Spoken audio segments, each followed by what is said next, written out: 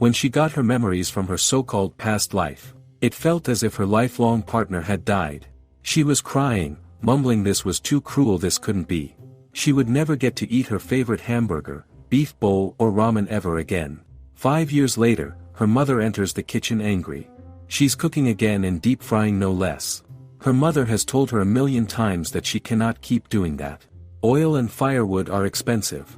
She replies she has to be able to make snacks at the very least. It is part of her bridal training. Her mother says only nobles and royals eat snacks. She knows that and questions whose bride is she training to be. She reminds her, besides she is already 15 and doesn't have a single prospect. She admits her mother is right, bridal training was just an excuse. Even in her past life as an adult, she never did anything like that. As someone who found refuge in food in an age of plenty, she finds the food in this world a bit bland.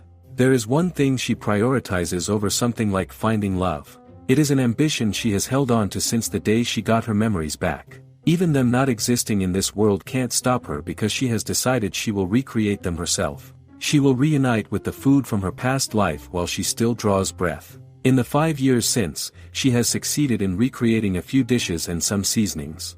There is no end to the search for flavor, and so she plans to spend the rest of her life mooching off. She means she just plans to live with her folks and continue cooking. A knock echoes through the room. Standing at the door is the head maid from the royal palace. Shirley nearly sends her mother flying as she rushes to welcome the guest into their grimy little home. Over there, Shirley realizes this lady seems to have some business with her, but what could someone as refined as her want? The woman then remarks she hears she likes to cook unusual dishes. Shirley admits she has had her parents and neighbors try some things she has made, if that is what she means. The head maid, despite knowing it may be presumptuous of her, requests her to make something for her. Shirley asks right now, and says unfortunately she has run out of ingredients.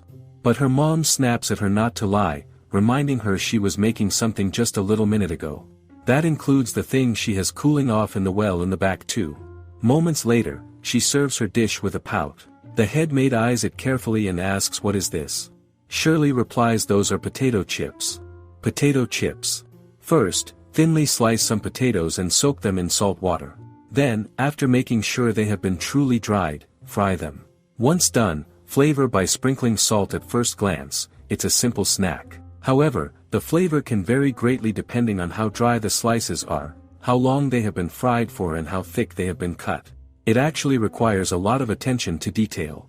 The head maid asks, "How does one eat this?" Shirley tells her to go ahead and grab one using her hands and bite into it. She should feel the crunch. The head maid picks one up and takes a bite. She seems to enjoy it. One turns into another, and soon she's eaten the whole thing. "It's really good," she says. "Is this potato?" "It doesn't taste like any," she knows. Shirley explains that is because in this kingdom it is standard for potatoes to be steamed or boiled. The head maid picks up on her words "in this kingdom" and asks if she's been to another. The question makes her jolt in shock. She imagines a wanted poster with her face on it, nailed to every wall in the kingdom. And quickly blurts out no, she hasn't. That is not what she meant. Since her father is a merchant, she has just heard rumors of interesting dishes from other places. The head maid says in any case that was quite the interesting dish, and then points out another one asking, "What is this?" Shirley replies, "This is the king of all snacks, the flan. A dish made by mixing eggs, sugar and milk and then steaming it, a jiggling thing. It's pretty easy to recreate it in this world, but the ingredients are not as cheap as they were in her past life. On top of that, there isn't anything as convenient as a refrigerator. If she's not careful, all those expensive ingredients just go to waste." She cannot believe how luxurious her life used to be. The head maid asks Shirley, "Is this something she created as well?" She replies something like that, knowing she's lying. It cannot be helped though. If she doesn't, things will get complicated. She apologizes to whoever invented flan in her past life. She imagines it was like barren flan or something. She pokes the dish with her spoon, asking if it's made by hardening eggs. Shirley explains there's caramel at the bottom and suggests eating it together. One bite in, a smile lights up her face. She says this is superb. It melts in her mouth, leaving behind a lovely sweetness. She can really sense the effort Shirley put into it. This time Shirley smiles because that compliment is supposed to be for her. The head maid then asks why this pairing, the sweet flan and the salty potato, something, she doesn't feel they quite match. But Shirley tells her she's dead wrong. This is the ultimate combination. The sweet, soft flan and the fragrant salty potato chip. It is precisely because they are opposites that it works. Eating them together brings out the absolute best in each other, the limitless possibilities of flavor, and that is why they must be partners. The offer to cook at the royal palace comes out of nowhere. Just as quickly Shirley turns it down. Her mom screams, "What is she saying?" And adds, doesn't she get how rude it is to refuse an offer from the palace? But the head maid claims she is merely someone who works in the palace, she won't do anything because she refuses. However, she is curious as to why. Saying cooking at the palace is the highest honor, does she not agree? When Shirley hesitates, she tells her to answer truthfully. She doesn't need to mind her. She really blurts out she only cooks for herself. Since her cooking is for her own entertainment. Serving in the royal palace feels wrong. The head maid simply says she sees. Shirley thinks to herself she wouldn't be able to research her own dishes, moreover cooking is supposed to be for her, herself and her. Just as Shirley begins to decline, the head maid cuts in. That's unfortunate. At the palace she can use the finest cookware and bountiful ingredients, and she will be allowed to research new dishes to her heart's desire. Shirley quickly tells Madame Claire she would like to work at the palace immediately, and so she began her job at the royal palace. She felt sorry for her mother and father, but if it meant she could cook what she wanted, she was a woman who would sell her soul to the devil. Madame Claire on the way told her there was something they must do first. Meanwhile, the prince tells Lord Miles he has considered his request to raise taxes. However, he must object, it would put a strain on the people's livelihoods. However, Miles argues that if he is too lenient on the people, they will become bloated and conceited. Not to mention, there is no guarantee that they will not be invaded from elsewhere. He questions should they not gather their resources to prepare for such an occasion. However, the prince declares the people are the kingdom, they shall not cause them to suffer unduly. Shirley stares, stunned, as she sees the prince. He says to Lord Miles if he exhausts the people with tricks, he exhausts the kingdom, and to leave immediately. Madame Claire tells Shirley that is Prince William. His father has fallen ill, and at the age of 10, he currently rules the kingdom in his stead. Shirley notes he is virtually expressionless. Madame Claire tells Shirley she should consider serving him. Shirley asks so when she said she would be cooking in the palace. Madame Claire cuts in, saying meals for the royal family are taken care of by the chefs. However, the job of making the prince's snacks falls to her. To that end, she has recruited young women who specializes in making snacks and have them diligently work at it every day. She turns to her and declares starting today, Shirley is a snack maid. She will make snacks for the prince. So in other words, she makes snacks for the prince and gets paid for it, then uses other people's money to research more stuff. This is the best gig ever. She notices other maids nearby, maybe she can just ask them what kind of snacks the prince likes. But then she pauses. The scent of something baking floats to her nose. The next thing she knows, she's in the kitchen, jaw-dropping. It's massive, bustling with people. There's even a stovetop and a refrigerator. Madame Claire informs her these were made by a palace witch and asks them how does she know how to use them. She replies these look just like the things she fantasized about having. Madame Claire asks everyone to stop what they are doing and gather here. She informs them they have a newcomer starting today and tells Shirley to introduce herself. She greets them all. They all frown in her direction and a thought creeps in, is she not welcome here? A maid steps forward saying every team is currently full. She believes it is unnecessary to add another maid. Shirley thinks everyone has their friends already, so it is a natural reaction to a strange new member. The head maid tells them not to worry, she will be in charge of her own team. They stare at her in disbelief before one of them bursts out, having one's own team is an honor reserved for those who have been recognized after working tirelessly under their master. How can a newcomer simply be heard of their own team? Madame Claire shoots her a glare and asks her if she is defying her. When she tries to speak up, she silences Jacqueline. She tells them she personally scouted Shirley Albera and that she can create unique dishes. She won't accept any objections. She turns to her with an innocent face, thinking is she considering how things are going to be like for her after this? Madame Claire then asks if there is anyone who wishes to volunteer for Shirley's assistance. No one steps up, so she chooses and herself, saying this will be a great opportunity for her. She then turns to Shirley, telling her to ask and if she has any questions before leaving. Jacqueline shifts her anger to her, saying she barges in here, unannounced, acting like a big shot. What the heck is her deal? Is she a famous chef or something? Shirley smiles and replies she is just a small town girl who cooks for fun. The head maid suddenly came to her house and asked her to work in the palace, so here she is. Jacqueline yells, why would the head maid personally scout some small town girl? Shirley replies that is something she would like to know herself. Another maid steps forward, telling her to stop. She has no idea what the head maid is thinking, but they should introduce themselves out of courtesy. Turning to Shirley, she reveals her name is Christiana and she's the leader of Team 1. She also tells Shirley to refer to them as their elder sisters. Shirley thinks this type of thing exists, it's not really bad.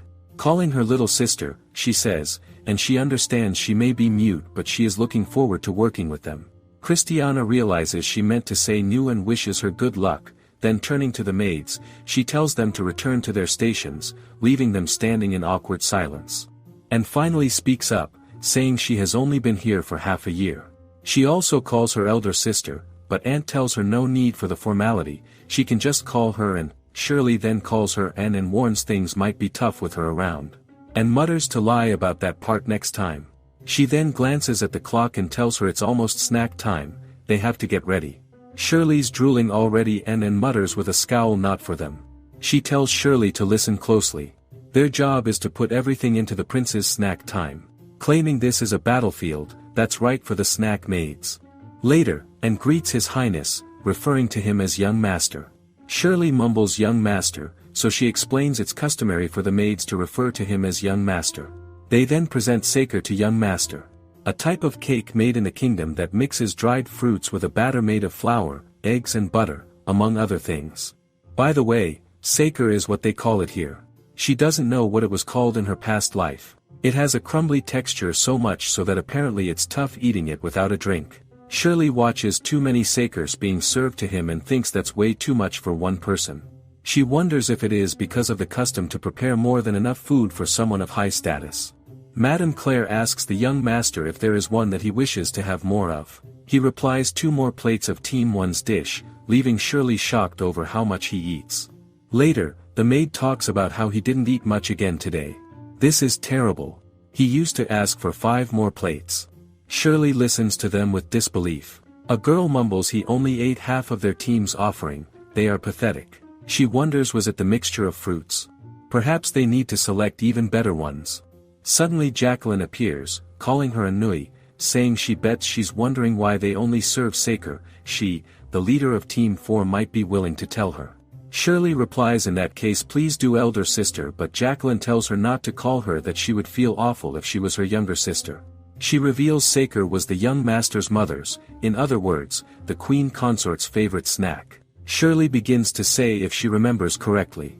Jacqueline cuts her off saying that is right, she passed away half a year ago. The king loved her highness deeply and as a result of his sorrow, fell ill himself. Consequently, the young master had to rule the kingdom. She thinks that was around the time he stopped smiling as well. That is why they always serve sacre to remember her highness. Crumbly cakes are not Shirley's cup of tea. She prefers moist cakes like these, to put it simply, in sacre is not in her wheelhouse. But as she is served sacre, she thanks them. She may not like it but her motto is to eat what has been placed in front of her. As Shirley munches on the food, she's surprised to find it actually tastes really good. Jacqueline, however, remains unimpressed and remarks that it doesn't hold a candle to her elder sister in Team 1, referring to Christiana. Shirley, still chewing, replies with an amazed wow and casually helps herself to more. Jacqueline snaps at her, demanding who said she could take that many, but Shirley, unfazed, simply asks if there's any tea. Jacqueline snaps no one's bringing tea, but Shirley complains that it's unfair to expect someone to properly judge food without a drink, adding that if Jacqueline truly wanted feedback, it would have been proper to prepare tea in the first place. That gets Jacqueline storming over, slamming down a cup of tea in front of her. Then Anne asks if Shirley honestly thinks she can make something this good, reminding her that the young master is quite a connoisseur who won't eat just anything. Wishing her luck, Jacqueline walks away.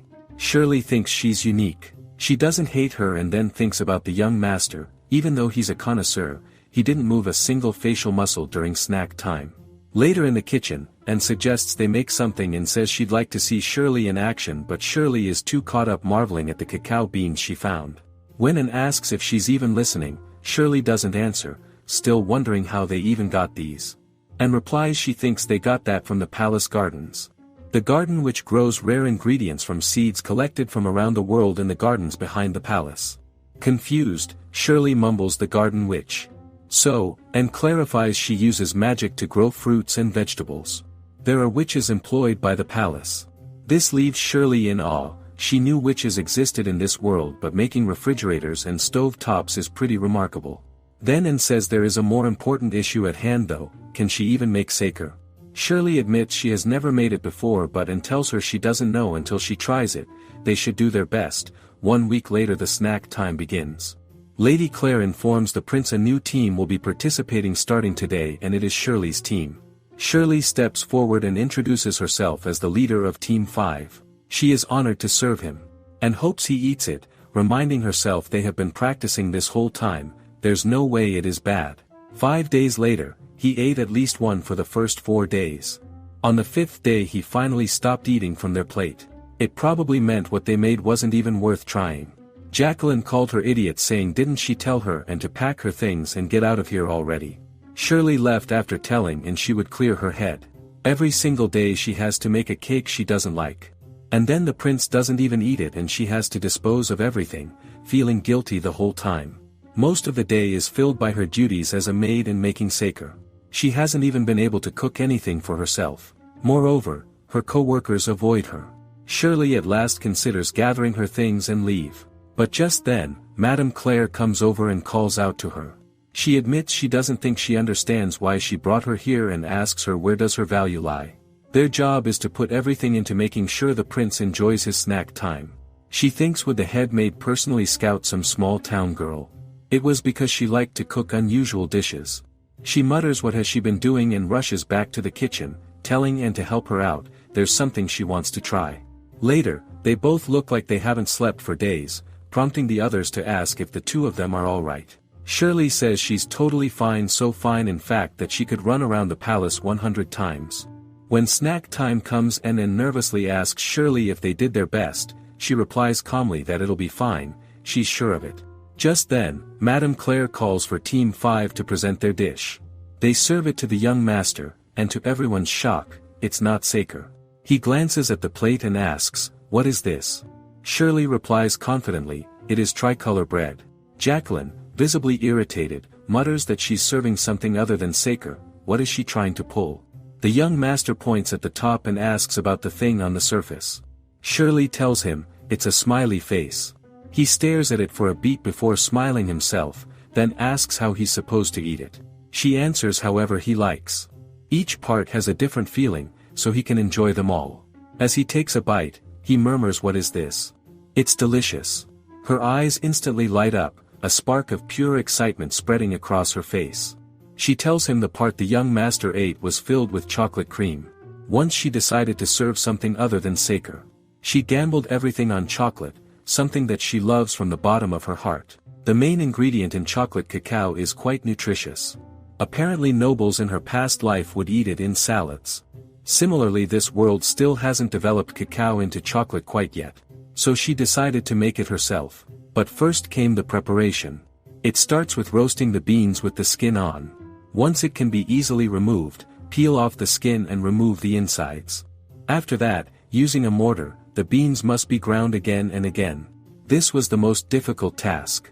The cacao beans just refuse to grind into a fine enough powder. If there are clumps, the texture won't be good, even more so when trying to make chocolate cream. The two of them kept grinding away for hours and hours, even through the night. They felt like servants grinding away while being whipped. Indeed, they were servants to chocolate.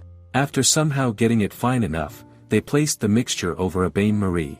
When it was a nice thick consistency, they added a large amount of sugar. All that remained was to put it into a container and cool it off in the refrigerator. Then they cut up and melted that chocolate.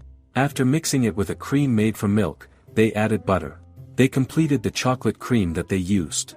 Shirley once made chocolate from cacao in her past life. She remembers thinking she is never doing this again.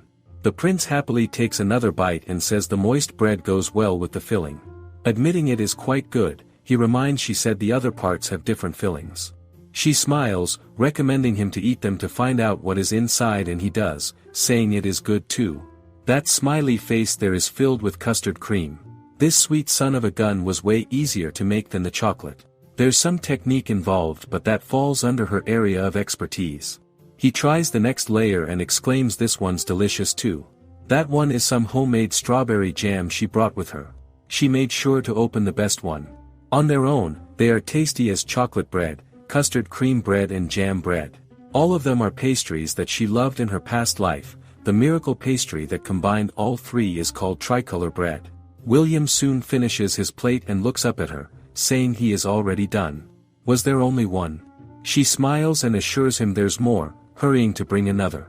As he munches on it, clearly enjoying himself, he says this is really delicious. He especially likes this black filling. This is the first time she was moved in such a way. She always thought of food as something only for herself, yet as she saw him smile. Madame Claire then asks the young master, would he like anything today? But he replies he is fine for today.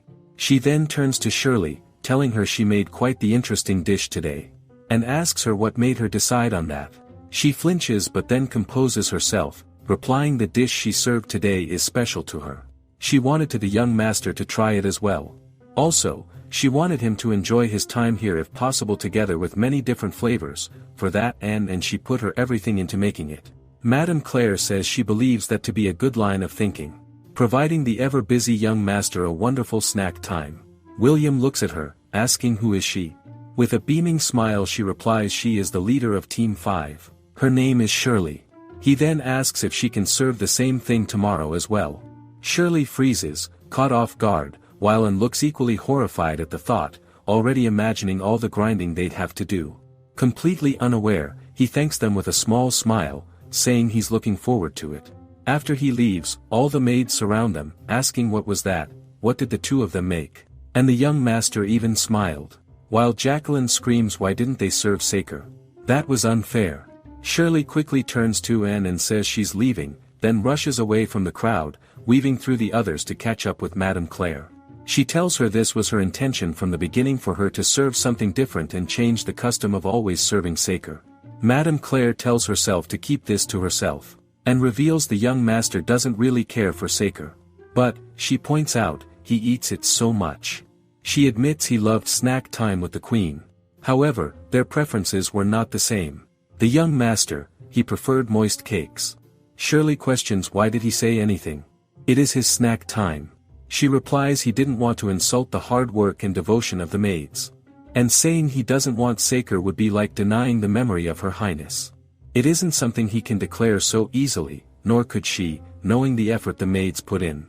Madame Claire also admits she thought she would immediately serve what she liked without care, however she thought wrong. As Madame Claire turns away, Shirley makes faces behind her back, thinking bitterly, so that's how this old hag sees her. Is that it? But the moment Madame Claire glances back, Shirley instantly straightens up. With a composed tone Madame Claire says, she hopes she continues to make snack time entertaining for the young master. Shirley's beams and promises to keep that in mind. And so her life as a maid in the palace really began. That life would truly be a battlefield. This incident happened 3 days after she served the tricolor bread. Late at night, as she carries a lamp through the quiet corridors, a man suddenly rushes toward her and pulls out a knife. A knight shouts from behind, calling out that it's an intruder and sprints after him. The man bolts, disappearing into the shadows, and she stumbles to the ground. The knight crouches beside her and asks if she is all right. She thanks him as he takes her hand and helps her up. Then he looks at her and asks what is she doing at this hour. She replies she was doing prep for the young master's snack. The knight admits it was their fault that an intruder entered here and apologizes for that, and promises to apprehend him with the utmost haste.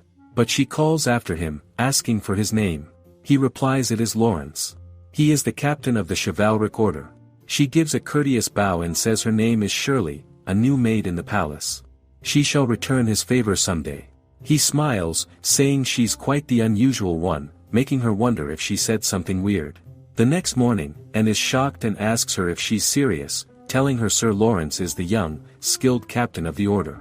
And declares if it were in her place, meeting him in such a fateful way, if she would cling on to him and sear it in her memory forever. Jacqueline rushes at the same time, exclaiming she cannot believe she caught a glimpse of Sir Lawrence first thing in the morning. Today is a good day already. Then her gaze lands on Team 5 and she inquires if they're prepping that stuff again. Shirley replies yes, they are explaining chocolate takes a crazy amount of time to prepare after all and asks if she can help her. In exchange she will teach her how to make chocolate. But this offends Jacqueline, who snaps she has nothing of value to teach her. She can keep that gross black stuff all to herself. And also scolds her that she shouldn't go around freely teaching people how to make chocolate. But Shirley argues they are reaching their limit, don't she think? The two of them alone cannot keep doing this. If they got some of our elder sisters to help them out but and cuts her off, saying does she honestly think they would even give them the time of the day? But then she shifts the conversation to that intruder from that night, saying apparently there are going to be guards at snack time today. At snack time, Lawrence stands directly behind the prince. When he spots Shirley, he murmurs, "It's her from last night," then asks gently if she slept well.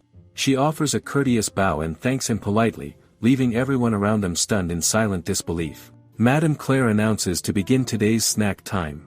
It is mainly different kinds of bread, all of them on the moist side. After that incident, everyone switched to this. However, this is no problem for her. She presents to him chocolate cornets.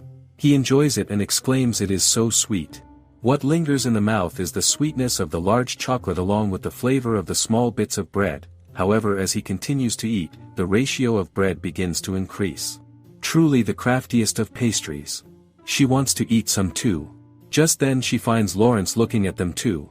The prince asks her if he wants one too. But Lawrence replies he wouldn't dare. He cannot interfere with his meal. Also, he doesn't care for sweet things. The girls are clearly impressed by his words, whispering among themselves, but Shirley simply looks at him with a strange expression. Later, she approaches Madame Claire and admits she'd like to start making snacks for the soldiers.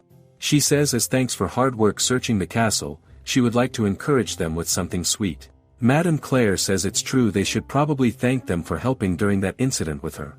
However, the amount of soldiers in the castle numbers in the triple digits. Can she make enough between her preparations for snack time? Shirley is aware there are a large number of soldiers in the castle for a variety of reasons, and making enough to feed all of them herself is indeed a tough task. She tells Madame Claire if she were to get in to help her out, maybe they would manage it, but the head maid sighs and comments she really only sees what is right in front of her and that she shall tell all of the maids to help. Shirley blurts out she cannot ask elder sisters to do that, though. But Madame Claire says the maids are all in the same boat. When one is saved, they are all saved. Not to mention she is an outcast as it is. She should take this opportunity to form bonds with her sisters. Madame Claire walks off, leaving Shirley alone with her thoughts. She recalls Jacqueline snapping at her, saying she had nothing of value to teach, and then questioning if she really thought they would even give her the time of the day. Shirley sighs, thinking it would be nice if they at least accepted her as a maid. Later, one maid asks if the dough's texture is right, another checks on the mold size. She realizes all those concerns were completely unfounded. However, Jacqueline seems mad, wondering why does she have to help her out.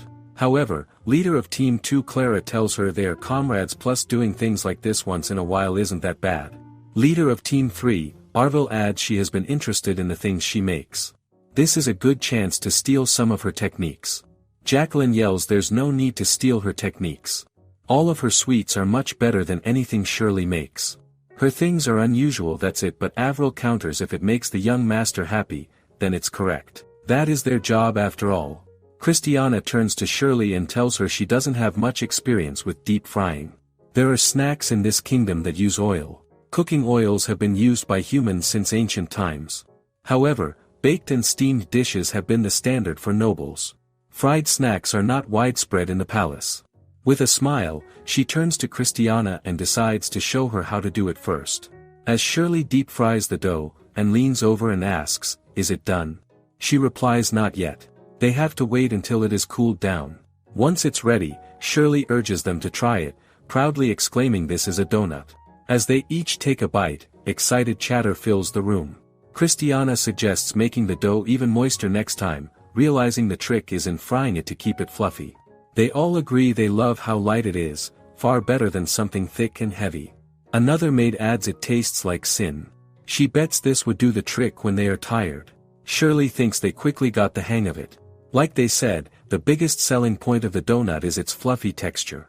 Crumbly ones are fine and all, but to her, this is the perfect donut. She informs them that is all they have to do. The important thing is to make sure the donut rests and be mindful of the frying time and temperature. Shirley then bows and thanks them for their help. She is counting on all of them.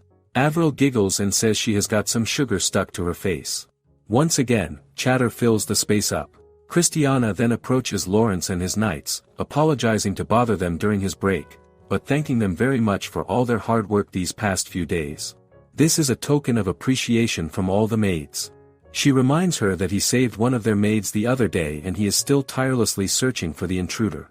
It may not be much, but they hope they enjoy it. After thanking her, Lawrence tells his men they have worked so hard for their sakes, they should be grateful. They eat to their heart's content, savoring every bite. One of them admits he's not usually a fan of sweets, but this is seriously good. The other is unable to believe the maids did this for them and wonders if it is really okay. He is so glad he became a soldier. American police officers like donuts. That is her image, anyway. She's glad it worked out similarly. But her real target is right here. She walks over to Lawrence, who looks stunned to see her and thanks him very much for the other day. She knows he doesn't care for sweet things but insists he try one. He blurts out he guesses he could. A knight normally has no need for sweet things. But since she offered just then, someone yells there is the intruder on top of a beam in the observation topper. His whole demeanor instantly shifts. His creeps at his men to surround the tower and not to let him get away. She murmurs what an awful timing. After that, the soldier successfully apprehended the intruder and returned triumphantly. They ate up all the donuts.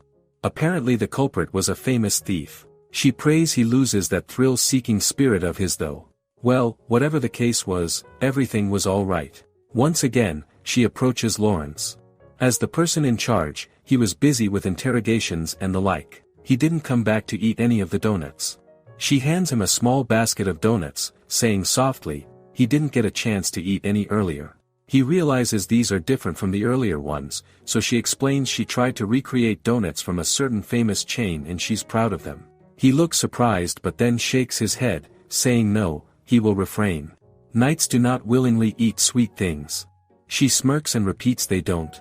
She points out there is some sugar on his face, making him freeze, but then he quickly wipes it away. She points out he loves sweets so much that earlier he was licking the sugar off his hand, so why is he hiding that? He admits his father is very strict. A knight should be like this, he would always say. Sweet things were particularly forbidden. On top of that, he is the captain of the order. He must uphold the dignity and appearance of the knights, but she cuts him off by pressing a finger on her lips and then tells him to let her know if he ever wants something sweet, she would prepare something. He asks why would she go that far for him. She replies there are two reasons. One is, of course, expressing her gratitude for saving him. He questions what is the other. She winks at him, saying he is a fellow sweets lover, they should help each other out when they can. Men who like sweets often try to hide it. She witnessed this many times in her past life. However, refraining from eating what they want is a waste. That is why she shared some. That is how it is. They quickly duck behind the bushes, watching as he eats, clearly enjoying every bite. As Shirley quietly observes him, she starts to understand why all the maids go crazy over him. Then he smirks and says she really is unusual. From that day on, she silently referred to him as the Donut Knight. She feels like she did something good. Plus those donors she made for herself too. Of course. She has the same things that someone had been eating so deliciously in front of her, waiting in her room. Just then, she feels a tug at her apron and turns to find the prince standing there. She nearly jumps, blurting out why young master. He looks at her flatly and says he heard she served snacks to the soldiers. For the maids to make snacks for someone other than a royal is to give someone of a lower rank, something a royal has heard. Now that she thinks about it, she should have gotten his approval. She wonders if she's going to be terminated. But to her surprise, he pouts, asking where is his share. And adds they said it was something fluffy with a hole in it, something they had never seen before. That is not fair. In the end, she ends up bringing him to her room and he enjoys the donuts she had saved for herself. The prince also asks what is this hole for.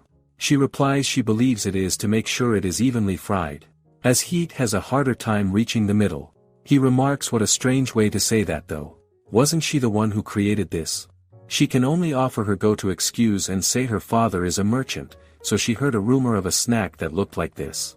As she watches William eat, she thinks maybe the reason she had to give up her secret stash was karma for using this lie over and over again. But then to her shock he offers her the other one and suggests they eat together. She insists it is fine, but then takes it from him, exclaiming thank you. She digs in, a look of satisfaction spreading across her face. She loves it when they are freshly made, the sugar on the surface pairs well with the bread, but she also loves it when they are cooled off a little too. The prince warns her this cannot leave this room. It would be a problem if someone found out that he was eating a snack in one of the maid's quarters before dinner. She exclaims, of course, young master. With a playful hush, he lifts a finger to his lips and says it's their little secret.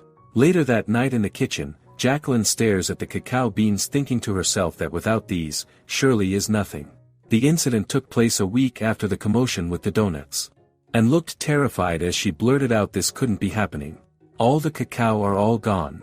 Now they wouldn't be able to make any chocolate. Shirley was shocked as there should have been 3 large bags left. However, Jacqueline said she used them all. Team 5 looked at her in shock, so she asked what is that look for? The ingredients are meant for everyone. It shouldn't be a problem. And knew she was right, the cacao wasn't meant for their use only, but she questioned if she did this to spite them. She declared that now, without the cacao beans, they wouldn't be able to make chocolate and everyone would see that Team 5 is no match for Team 4.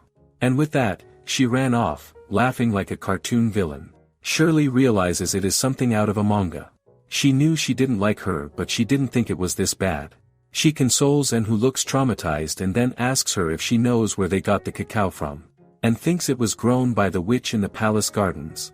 They reach the garden and Shirley freezes, stunned by the dozens of different plants growing there. Ignoring Anne's words that she shouldn't go in, she rushes in, only to be yelled at by a sharp voice. She can't just barge in. A witch steps forward, scowling. Shirley wonders if she's an assistant, but Anne calls her a dummy, saying that's the garden's witch. The witch then says she hasn't seen her around. Is she new? Shirley blurts out they are here to introduce themselves and extends the basket, saying they baked her something. Later, they sit together, chatting casually. The witch introduces herself as Agath, a palace witch. Shirley politely introduces herself and Anne, calling it a pleasure to meet her and referring to her as Madam Witch, but Agath quickly tells them to just call her Agath. She then asks what they've run out of. Shirley begins to explain, mentioning the item vaguely, but Agath tells them to wait a second, let me finish this first. This jam is really good. She sees she is putting her strawberries to good use. Later, she leads them into the garden as they explain they're making a snack using cacao. Agath admits she can't even imagine what it is. And promises to bring some when they make it again. It is really good, and Shirley is even more incredible than that. But then the witch suddenly pauses. Only now, she recalls, cacao isn't something they can normally get in the kingdom. The stuff being grown here won't be ready to harvest for a few months. And panics and asks her cannot she use her powers to do something. Agath tells her to keep dreaming. She may be a witch, but she doesn't have any bizarre powers like that. She sinks to the ground mumbling, so then it really will take a few months. Shirley guesses they will have to think of a different snack. She asks Agath if they can walk around the garden a bit more. Agath gives her a thumbs up and says of course.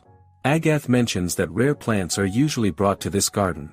Shirley mumbles it's not here, and glances at her and asks what's wrong. But Shirley quickly brushes it off, it's nothing.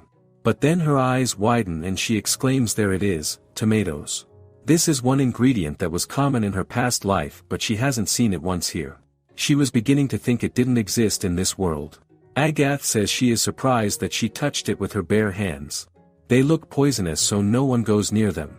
Now that she thinks about it, in her past life in Europe, she heard that although people were aware of the existence of tomatoes, it took a while before they started eating them. She blurts out her father is a merchant, the same excuse. Agath thinks so, that is how she knew that they were not harmful. She then says she knows what to make, and asks her is she going to use that something.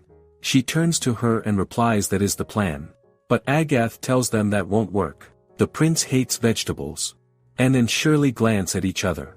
That has to beat up on the person who grew them, these beautiful vegetables being rejected. However, she is completely against forcing someone to eat something they do not like. Adding suffering to what should be a fun time is out of the question. That being said, she declares turning something hated into something delicious is the secret power of those who cook. Agath mumbles she is more witch-like than her. Meanwhile, Jacqueline recalled how the maids talked about both chocolate and donuts being a hit throughout the castle. They believed Shirley's becoming some kind of a mini celebrity. Christiana said now Team 5 was getting all the praise. They were just a different caliber from them in Team 4. One of the maids also questioned if she asked to transfer to Team 5, she wondered if Jacqueline would throw a tantrum. Now she stands just outside the kitchen, overhearing the compliments about the delicious sauce Shirley made. Later Madame Claire announces the start of today's snack time. Shirley, practically buzzing with excitement, hopes to serve hers quickly before it gets cold. When her name is called, she steps forward and presents the dish, hot dogs. Madame Claire asks, is this really considered a snack? Before Shirley can answer, the prince chimes in, he is fine with it, then points curiously, what's this red stuff? She replies it is called a ketchup, a very versatile condiment. First, boil the tomatoes, then peel the skin off. Next, chop them along with garlic and onions and mash them until they become liquid-like. Second, heat the mixture up in a pot, then add sugar, salt, pepper, bay leaves and apple vinegar, which she made herself. Once it begins to boil over, the heat and shimmer until the liquid evaporates. Then it is done and everyone's favorite ketchup is made. It's the star of the show this time. Shirley admits it still doesn't exist in this world, so it is her job to spread the word. The first step is getting the young master on board. Suddenly, Jacqueline bursts in, yelling at the young master to stop, it's made from tomatoes. The prince pauses, shocked. One of the maid's questions, are not those poisonous? Jacqueline sharply accuses her of lying to the young master and trying to feed him vegetables, knowing he hates them. Plus that ingredient is rumored to have poison, so she asks what is the meaning of this. Shirley wonders if she was watching her, she got her good. At this rate she will be suspected of attempted poisoning. She states it is not poisonous, that's simply a superstition. Also, this is made from a vegetable that Agath worked so hard to grow and is filled with nutritions. But he says quietly, almost sadly, a vegetable. The words make Shirley freeze in shock. And is already trembling on the ground. This isn't good, she has to do something. Madame Claire sighs, clearly disappointed, and tells Shirley to take it away. But Shirley suddenly declares she will test it for poison right now. Everyone stares at her in stunned silence as she suddenly grabs the hot dog and starts chomping on it without hesitation. The sausages, made from pork of the highest quality, have a slight crunch from the casing that leads to the juicy meat. All of that comes together in the mouth with the sweet ketchup and wheat fragrance from the bread. To Shirley, this truly is happiness. After finishing the hot dog, Shirley exclaims that it's delicious and cheerfully says she will take another. But before she can reach for it, the prince grabs her hand and tells her that's enough, she doesn't need to test it for poison. This time, he picks up the hot dog himself and takes a bite without hesitation. He pauses, clearly surprised, and declares his is delicious. Is this really made from a vegetable? Shirley assures yes it is. With a small wink, he says he likes this ketchup. She keeps her expression composed, offering a modest smile, but inside, she's practically bursting with joy. It appears she has overcome this crisis. And calls to Jacqueline, demanding what that was all about, but Jacqueline scoffs she has quite the mouth for an underling. And snaps back that it doesn't matter, she's gone too far and enough is enough. Shirley tries to calm things down, saying it's fine since everything worked out, but refuses to back down, saying she's being too lenient and can't forgive something like this. She demands someone call an authority figure. Christiana steps in to intervene, but Jacqueline lashes out, furious that everyone seems so willing to accept Shirley. They have served so hard as maids with honor and status, yet this ridiculous woman comes here with strange ingredients and does whatever she pleases. Are they all not frustrated? Clara tells Jacqueline to knock it off. Jacqueline asks Clara if she will accept her. She guesses that has to be expected of someone who shamelessly helped make these donuts. Stunned, Clara asks what did she say?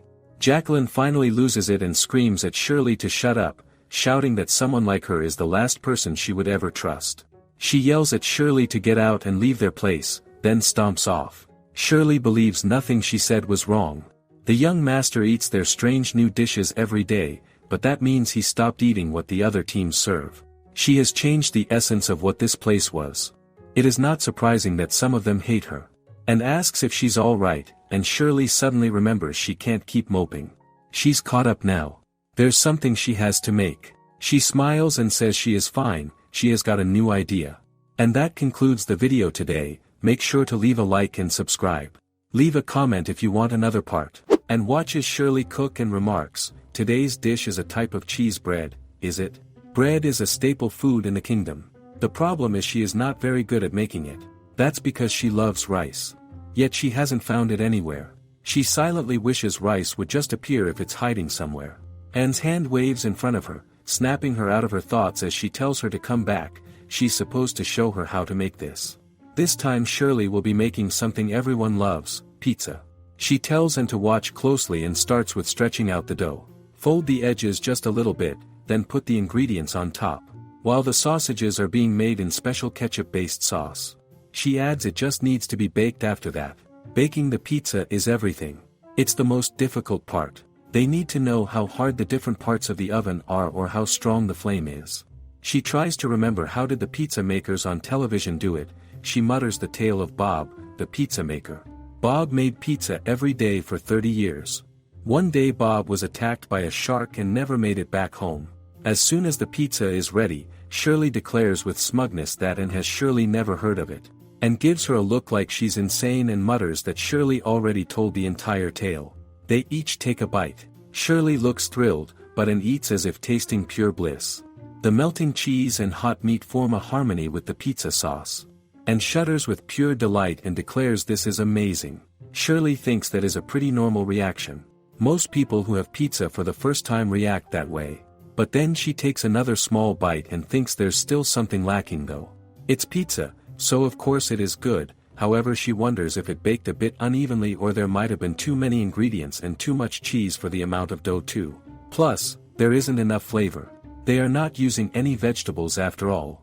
Normally there would be enough since there are vegetables in the sauce and being used as toppings.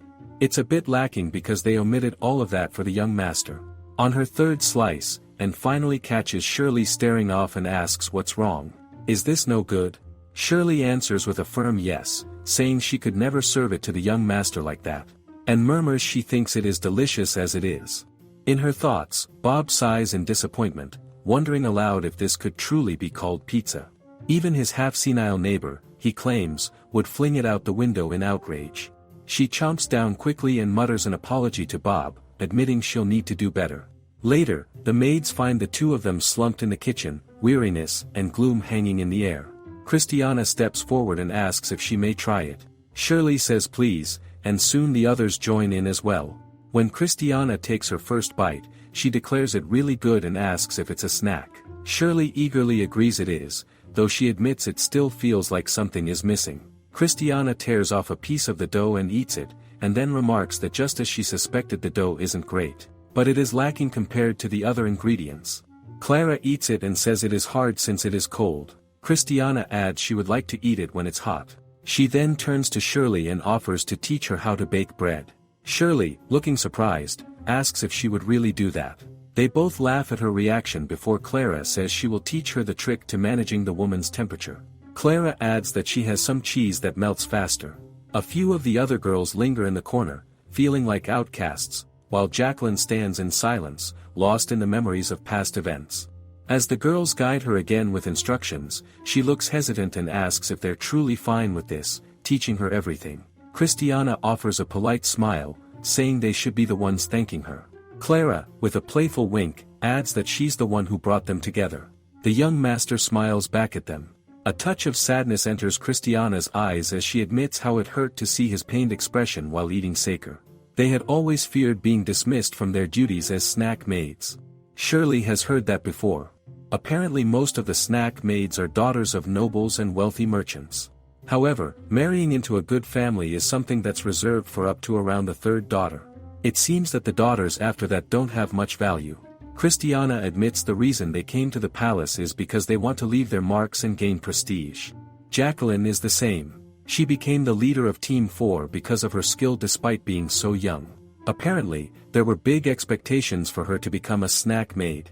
That's why she was taught how to cook from a young age. Christiana admits she is sure the pressure Jacqueline feels is immense and she has a lot of pride too. She can be troubled because of that. But she isn't a bad person. A shudder runs through Shirley as she declares that Jacqueline is quite the formidable rival. She has tried a sacre she made before, it was so delicious because of all the hard work she put in. She has to work even harder, otherwise she will overtake her. She pulls the pizza from the oven and says with a smile, "Pizza is ready." The last one cooled a bit, but they're amazing fresh out of the oven. Jacqueline, hiding in the corner, murmurs to herself. If she calls herself her rival, then she needs to show her what she has got.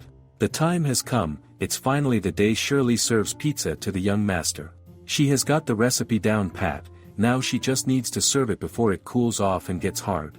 On snack day, Shirley freezes in disbelief when Madame Claire announces that Jacqueline has requested Team 5 to begin the serving.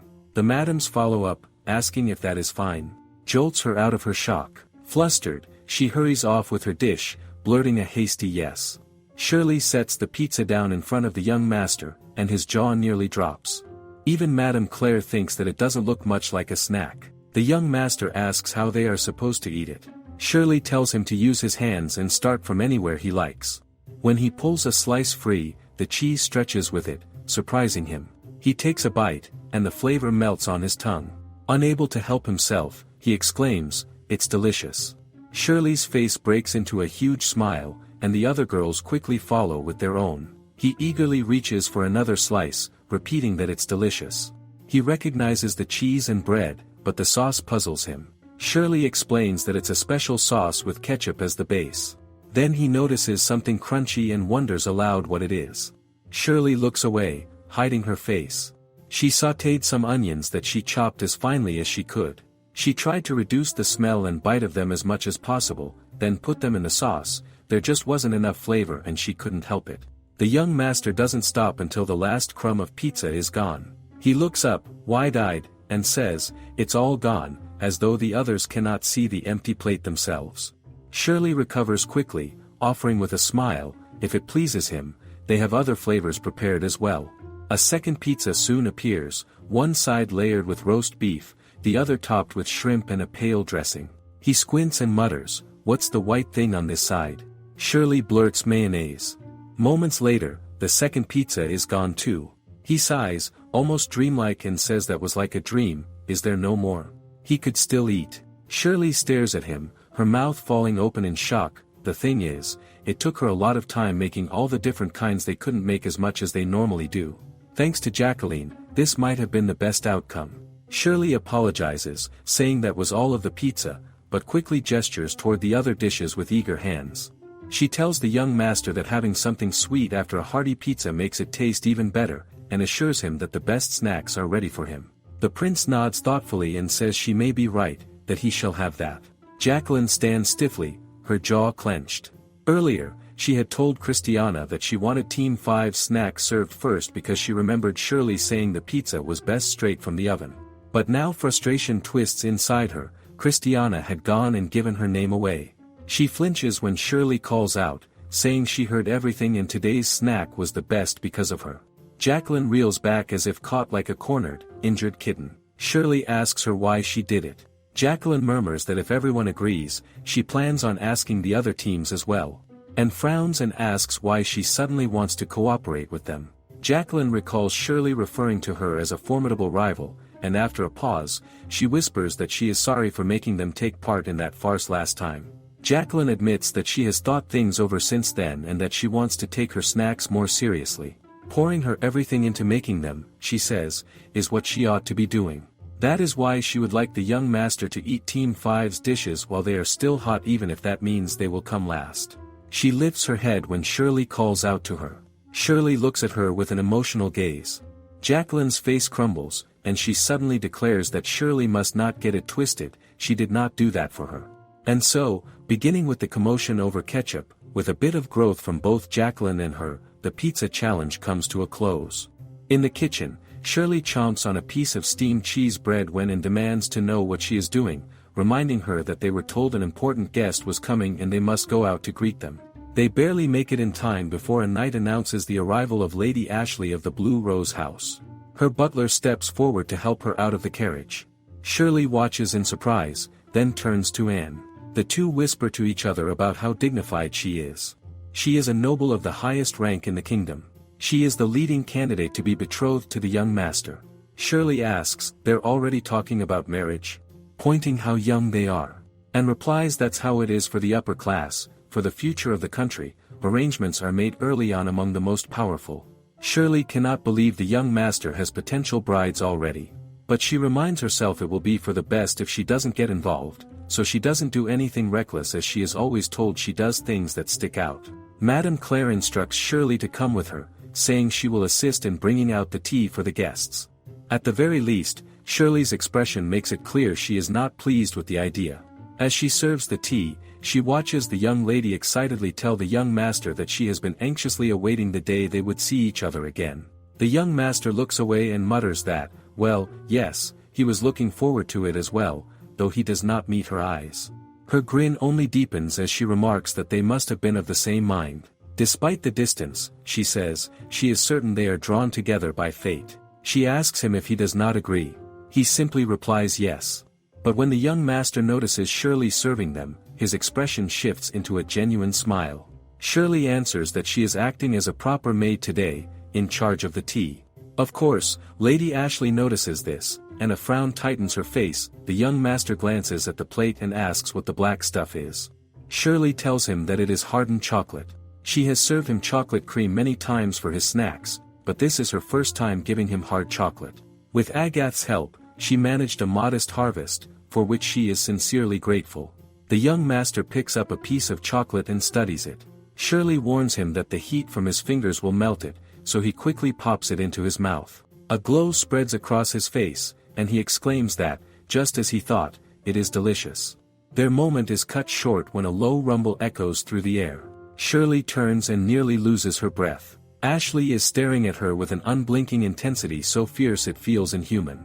Ashley thinks, how dare this maid overshadow her? The main attraction. Indeed, this is most displeasing.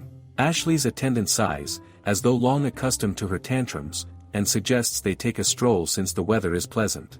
At once, her smile returns, and she murmurs what a splendid idea it is, asking if he would be so kind as to show her around the garden. Shirley, meanwhile, stands frozen, wondering if that weird sound really came out of a woman's mouth. More importantly, this seems like the perfect scheme to rid themselves of the meddling maid and let the two draw closer. Not to mention, it frees her to return to her beloved steamed cheese bread. Truly, what a remarkable attendant. But her triumph is short-lived. The young master agrees that a short walk sounds pleasant, then turns to Madame Claire, requesting to borrow Shirley. The world tilts. Ashley stares at him, stricken, as though he has stabbed her with invisible knives. Shirley, shocked, wonders would he do that? There is absolutely no reason for her to tag along. She waits for Madame Claire to object, but the madam only replies with polite assent, Shirley is at his service. And just like that hag abandons her. Ashley remakers that the garden is as lovely as forever. Lady Ashley's attendant Mia finally introduces herself, telling Shirley that it is a pleasure to meet her. She tells Mia that her name is Shirley and she's a maid and she's also pleased to meet her. Mia ponders that Ashley reminds her of a certain musical theater troupe from her past life. She thinks that it could be also because she serves as a bodyguard, but she appears very nimble. Mia tells her that she appears to have His Highness trust and she imagines she has been in the palace for some time, so she asks Shirley what house is she from. Shirley responds that unfortunately, she is just a commoner. And she came to the palace early this spring, Mia mentions. In other words, she has distinguished herself enough in just a few months to earn His Highness' favor, which is truly impressive. Shirley responds it is not at all like that. The young master just happened to take a liking to her commoner's snacks. Ashley tells the young master to look at those flowers over there. He notices them, knowing that is why he has been so excited for snack time recently. He knows that he has quite the imagination. She uses ingredients he has never seen before that really whet his appetite. Shirley wishes for him to not act like that.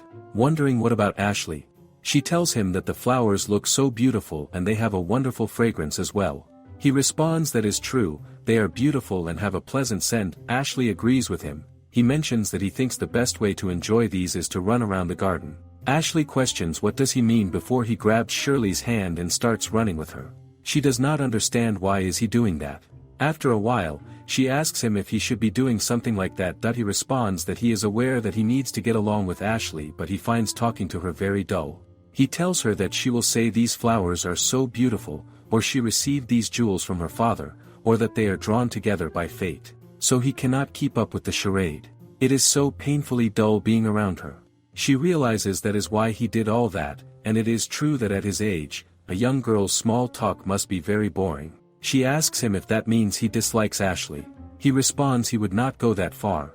Her household and status make her an appropriate candidate to be a queen consort. She knows he really looks like he could not care less. Ashley is totally angry, questioning what is up with that maid. She is supposed to be the star of the show today, not her. Ashley becomes more angry at Mia telling her that she is completely useless. Mia apologizes to her. Ashley wonders how did Shirley earn young master's favor. Mia tells her that His Highness appeared to be enamored with the snacks that she made. She realizes that is right, the castle maids are snack maids, and the young master loves sweet things. That is how she garnered his favor. Mia tells her that they should serve their own snacks and engage with him, but Ashley decides that they should drive her away by beating her at snack making. She goes and tell all the maids that is why they will be attending snack time today and all of them must battle Mia. The maids cannot believe that she's thinking of causing violence at snack time. She yells at them, telling them she mean that it would be a snack battle and Mia is an attendant who serves her household, so her snacks are first class too. They will have the young master decide if a snacks or their peasant snacks are better, and if they lose then they will be fired. Shirley's totally taken aback, wondering what kind of rule is that. She is aware that she has finally gotten used to life in the palace, and she has even started researching her own dishes. One of the maids tells Ashley that she is sorry, but she does not think she has the authority to do that. Ashley becomes angry and tells her to be silent. Ashley tells Shirley that only her and Mia will serve dishes today for snack time, and once she loses to her, she will be kicked out of the palace, and it has been decided so she won't hear any objections. Ashley then tells Mia to come forward and show her what she is made of. All of the other maids are taken aback knowing that they cannot serve snacks today. Mia steps forward, stating that she will borrow their kitchen for a while. Even she does not wish to do that and sighs, trying to say sorry to Shirley. All the maids ask Shirley what did she do, realizing that Ashley hates her guts. They ask her if she's really going to be fired. She really tells everyone to calm down. She's aware that things are not looking good right now. Not to mention she does not know what to make since this all happened so suddenly. Plus, she is aware that Mia is a fearsome foe. She was able to immediately find her bearings in the kitchen. On top of that, her technique is incredible. She starts getting worried, wondering what she is going to do. She cannot make something. She has already served him before and she's sure that Mia's snack will be something new and unique for the young master, and she does not even have time. All the other maids feel sorry for her, knowing that they wish to do something for her. They wonder what should they do, but one of the maids states that Shirley is the one who will be serving something, so there is nothing they can do. Right then, a maid comes up with the idea. She states that Shirley might be the only one serving something, but Ashley did not say that they could not help her out. Everyone realizes that she's right. If they won't be selling anything, they have time, and they are all in the same boat anyway. They decide to help her out, stating that they will put their efforts together and beat them. They know with their elder sisters helping, they will be invincible, and they should think of something that will stick to that young lady. Shirley thinks of a snack that will win. She wonders if that is really what she should be making right now. She calls out to everyone and states that starting now, she would like to make a snack that will transport the young master and Ashley to a world of wonders. However, it is really difficult to make, so she cannot do it on her own. She wishes for everyone to please lend her their strength. After a while, it is now the time to serve the snacks. Ashley tells the young master that her attendant made something just for him today, so he should feel free to compare it to his usual meal. Asking the madam if that is right. She responds yes, she has already been informed of the proceedings. Ashley tells him that she shall have her attendant start them off. Mia brings them the snack, stating that she presents quiche. It is a pastry made by baking dough stuffed into a mold and filling it with fruit and a cream made from eggs and sugar. It is favorite among the nobility. The young master mentions that he does really enjoy them, that he takes a bite and finds them very delicious. Shirley gulps, she's aware due to its simplicity. The scale of the chef is paramount since the quality of the dough and the cream really impacts the taste, meaning what Mia made is definitely a pastry of the highest quality. Ashley mentions that she can see he enjoyed her dish and he tells her indeed he would like to eat more. However, he will hold off on that as there is more to come after all. The maids wonder if they can really beat that. She really knows that it is true that Mia is very skilled, but she received the help of her sisters this time. She just has to hold her head high and serve. She thanks the young master for waiting and tells him that this will be the snack today, that it is the princess pancakes. Both Ashley and the young master are surprised. They take a bite, being totally taken aback by it. Ashley finds it very delicious, the young master also finds it soft and fluffy. He mentions that everything on the plate is so exciting. However, he asks Shirley what is this. She tells him it is ice cream. She tells him that he may consume it as is or together with the pancakes. That he takes a bite, finding it very cold and sweet. That it is vanilla ice cream, a dish made with the standard ingredients of sugar, milk, and eggs. However, what is not so standard is the freezer in the palace. Whenever she had time, she would research cream making. That is how she gained the guilty pleasure of having the ice cream before bed, but she could foresee what would happen if she served it to the young master. And so today, she finally has the opportunity to serve it to him as a compliment to a dish. The young master finds it so strange that it's like ice but different. It is sweet and it melts in his mouth. It is refreshing on top of that too. That he tells her that she has really outdone herself. She responds that she is honored. However, she could not have made this through her efforts alone. It could only be made because all the maids work together. She knows that is right. A dish this luxurious could only be made with everyone's cooperation, and she's nothing but grateful. She tells everyone that they did a good job. Ashley becomes really angry and yells at Mia, stating that she made a fool out of her and it is because she served that uninspired snack. Mia kneels down and apologizes to Ashley. Ashley becomes really angry and grabs Mia's dessert and throws it in anger, saying that this is trash. However, Shirley catches it right on time. The maid gets worried for Shirley. She realizes that the dessert is crushed. She mentions that this is the first-class snag that Mia made in an unfamiliar environment. With her and the young master in mind, she believes it is a waste to let it fall to the ground. She also takes a bite of it and finds it very delicious. Ashley becomes so angry. The young master calls out to Shirley and he asks her what made her decide to serve what she did. She tells him because she wanted Ashley and the young master to have a wonderful time, of course. She did not do it to win, she did it so she would have fun and she wanted to give them something to talk about. That is why she prepared pancakes to transport them to a world of wonders. She hoped that no matter what they ate, it would promote conversation. Ashley asks her. She did this for her despite her unreasonable demands. The young master asks Ashley what was her favorite item on this plate. She tells him that she likes this white cold one and the tiara is also very pretty. He tells her that he thought it was wonderful as well. The candy looked beautiful and tasted delicious too. That he asks her if she tried it with the chocolate. She tells him no, she did not, yet he tells her to try it. She thanks him very much and has tears in her eyes. Later on, Ashley apologizes to Shirley. She tells him that the young master was ignoring her, so she became irritated and took it out on her. A lot happened, but she's glad that Ashley's in a good mood now. The commotion with the battle is all done and dusted too. Ashley tells her that those pancakes were very delicious and questions if she would make them for her again. Shirley responds she would of course do that. Mia also tells Shirley that she was as impressive as she thought she were, even so considerate of them despite their challenge. Shirley tells her that she's also too kind. Mia mentions that she is definitely a wonderful woman and kisses Shirley on the cheeks, telling her that she would like to know her better. She then leaves as Shirley stands there blushing, glad that all that commotion ended without incident. But what a troublesome Ashley and her attendant is. In the servants' bath, the maids are at a loss, not knowing what to do. They asked if they are still on about that. If the young master orders it, they just have to follow. They know it is not that simple.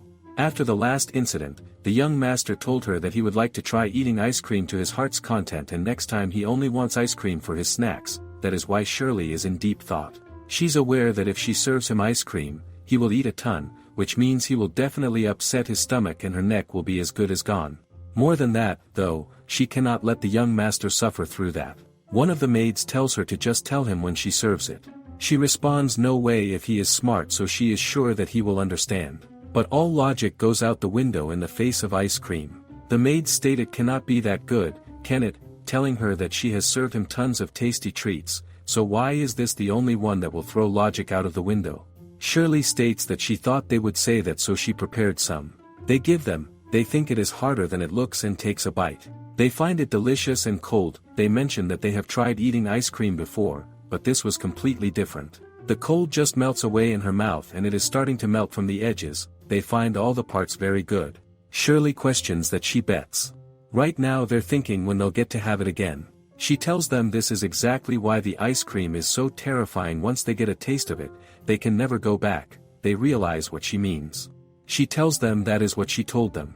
By the way, there is also chocolate, strawberry and as well as more flavors. They tell her that they don't want to think about it and stop talking about it, that they understand why she's so worried though it is so cold and mainly made of water. Right at the pace of the young master eats he'll definitely wreck his stomach. They ask her if she has any idea what to do. She responds that she does, but she needs a special mold and a certain pan too. They wonder what is a certain band that she tells them it is the one that is not sold around here. They reply that is the same as it is not existing then. One of them states that they know someone who can help them at that kind of thing and he doesn't have much to do. They ghost the palace Mithi. They wonder if they're really going to coincide. She's told it's fine, she comes here all the time when she needs tools and support, and their main job is making weapons and armors. But they don't have much to do since the kingdom is at peace. She calls out to Anton as he is informed that the witch is calling for him. He appears and calls out to her. He asks her if she needs another farming tool. She tells him that his client today is someone else. Shirley greets him and tells him it is a pleasure to meet him, stating that she's a maid. He is totally taken aback. She wonders what is wrong with him. He takes Another to a site as she asks him what the heck is wrong with him. He should at least introduce himself properly. He responds that he is not good around beauties like her, plus she is a maid so he cannot even look at her straight, telling her to give him a break. She mentions that is so rude of him, he did not even bat an eye with her. She pushes him back to him. He goes to her and is unable to say anything. He asks her if she needs anything, stating that if she needs a knife he can make a very sharp one that can even slice through the cutting board. She responds that it would be bad if she cuts through the board or her hand, and she's not here for a knife today. She tells him that she would like to have a baking mold with a specific shape. He asks her if a baking mold is something where you pour something in here and cook it right. That means it is bad if the heat is distributed unevenly, so he could just adjust the thickness in different parts to make it even. Anna ponders. There he goes again. He always complains, but he becomes like that once he starts making something. Anna tells Shirley that she's like that, too. She wonders if she really loses track of her surroundings when she's making something new. Wondering if she leaves everyone behind and dive into her own world, she realizes that she's the same. He comes over to her and tells her that he thinks it is possible and questions when she wants this done. She expresses her gratitude. Meanwhile, it is snack time. Shirley greets the young master. They realize that he has already detected the presence of ice cream and hopes they can meet his expectations.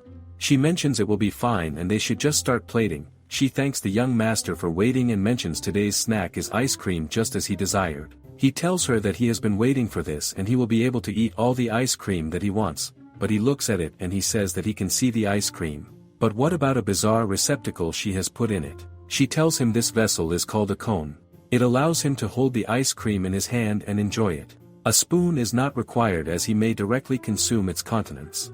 Additionally, the cone itself is edible. He finds it an interesting creation. She tells him to hold it from there, knowing that the first stage is cleared. He starts eating it, finding it cold and the way he always has been waiting for. He then takes a bite off the cone, finding it really crunchy.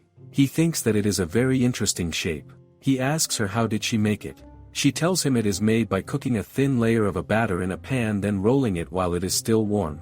She's away at this time. She used a different method to make the cones rather than using a mold, as well as using a batter made of egg whites and flour, and she put a thin layer on the pan and cooked both sides. Then she took it out while it was still hot and rolled it up.